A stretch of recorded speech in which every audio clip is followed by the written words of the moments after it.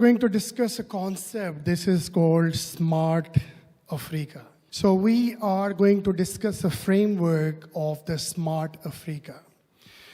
A lot of people in the old mentality and old-fashioned, they are very honest, very true leaders, but somehow they are unwilling to adopt the technology shifts and the changes of the world.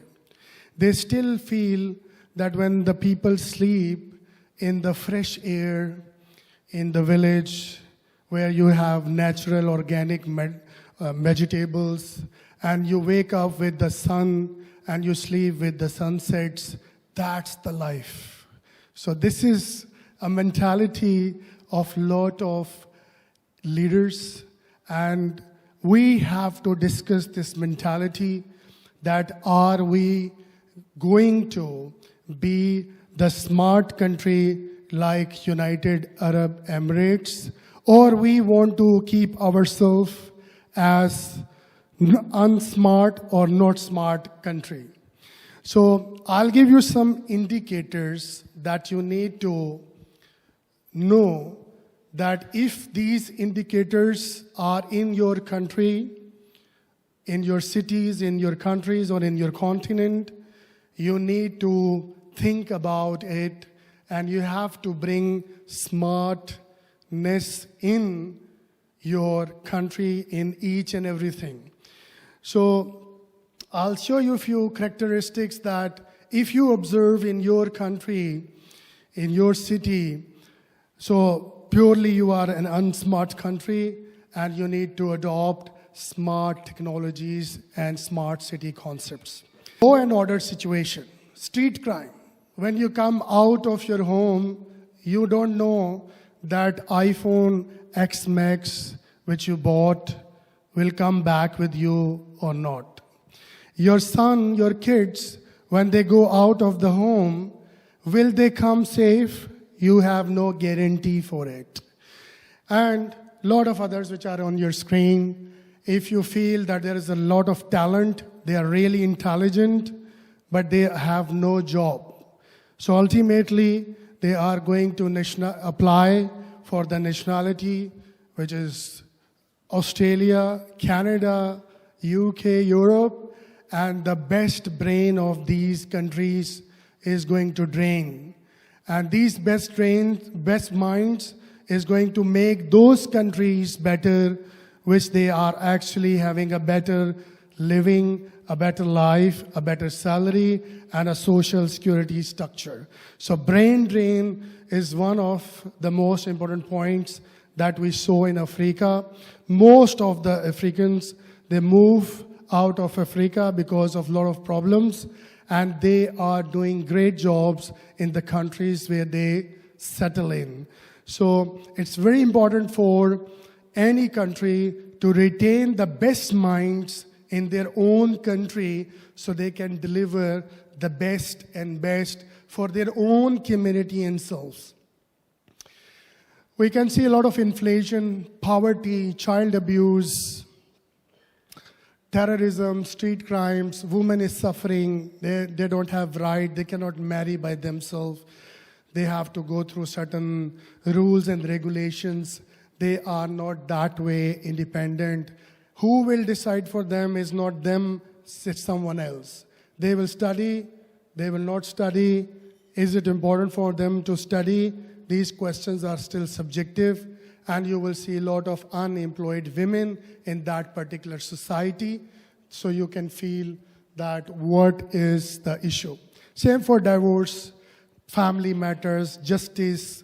If all of these are pollutions, your government schools are not good, your universities are not good, so you need to go for a private. If you can't afford for a private tuitions for education, then you have no choice to be uneducated. That's why all underdeveloping countries, they are struggling with an issue of uneducated population, and uneducated population is actually leads to extreme mentality and is create a problem. Last year in Abu Dhabi, we have a conference, and David Cameron was there. And we were discussing the same issue, that if Europe, UK want to stop migrations from Africa to these countries, they have to build these countries. Africans should feel happy in their own countries. They feel they have a better job, better living, safe life, and a better infrastructure where their mind abilities are being used. That's what is this conference is going to meant at. How to make Africa smart, better together. Because at one time, you need a help for the bigger brothers to brought up the smaller brothers. That what is the spirit of this. And of course, water scarce, you have dirty water. When people take water, maybe they get infection, they get allergies, they die before their life, maybe 10, 15 years. If you see the average life in Canada, 85, 86 years, some countries 90 years, and the developing countries, average life is not more than 43 years. I have some friends, they cross 43 years and they are ready for a new marriage.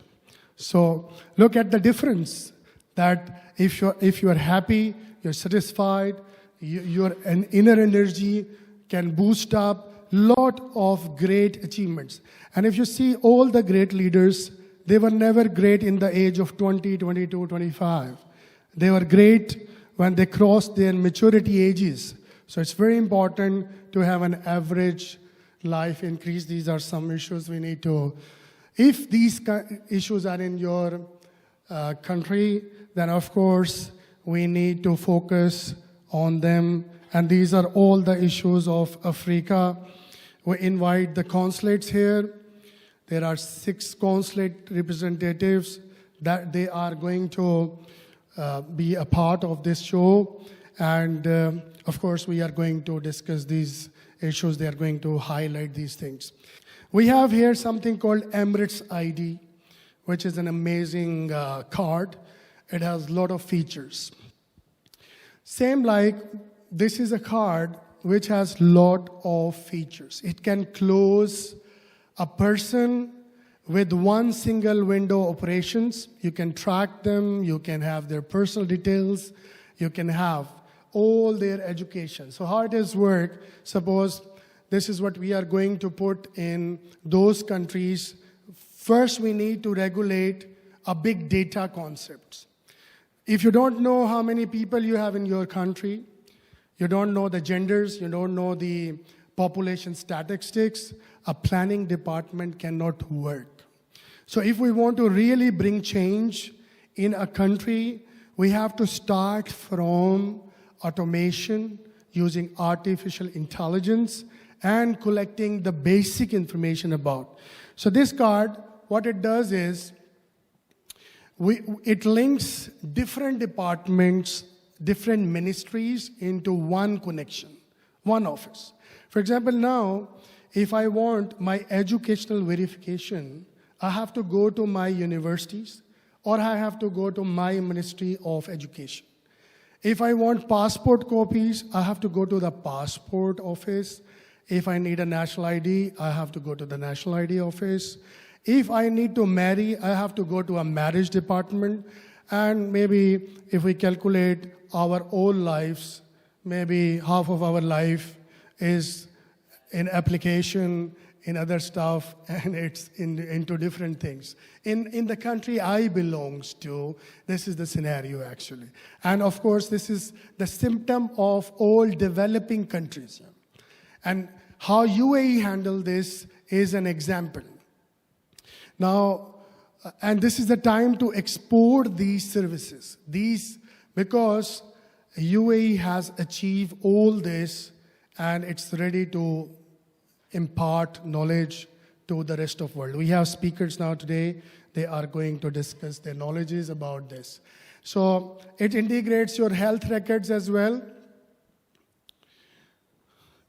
How, for example, Ministry of Health can diagnose.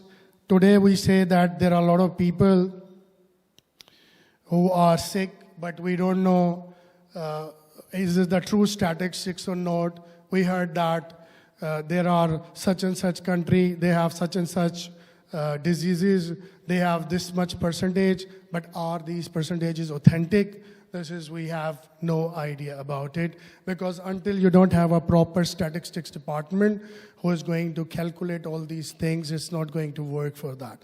So the starting point is this, that we should start from integrating from somewhere. And I just display one of a small step one that generally we suggest how to convert an unsmart country into a smart country. And of course, it goes into different fields. You have a smart water salination, you have a smart education, you have a smart health, you have a smart justice system, you have a smart community management system. These all systems we need in order to plug and place to convert a country into a smart country. That's the basic framework I was interested to share with you in terms of smart governance, because you can see Africa has same things which UAE has. They have a desert and they have oil. But if you see, this country has achieved phenomenal, mind-blowing and extraordinary achievements, and same resources, even maybe more, with some other countries, they are unable to deliver. So human capital is really important, leadership is really important, and with all these devices and innovations that we have nowadays, we are achieving a better world. And it's very important, my point, I'm going to close with my point, which I started in the beginning, that if I close my eyes and I feel I'm a better country, and the countries who are not better, they will flow in your country. So we have to develop these countries, otherwise the future of the world, global world, will not be good. Thank you very much for your time.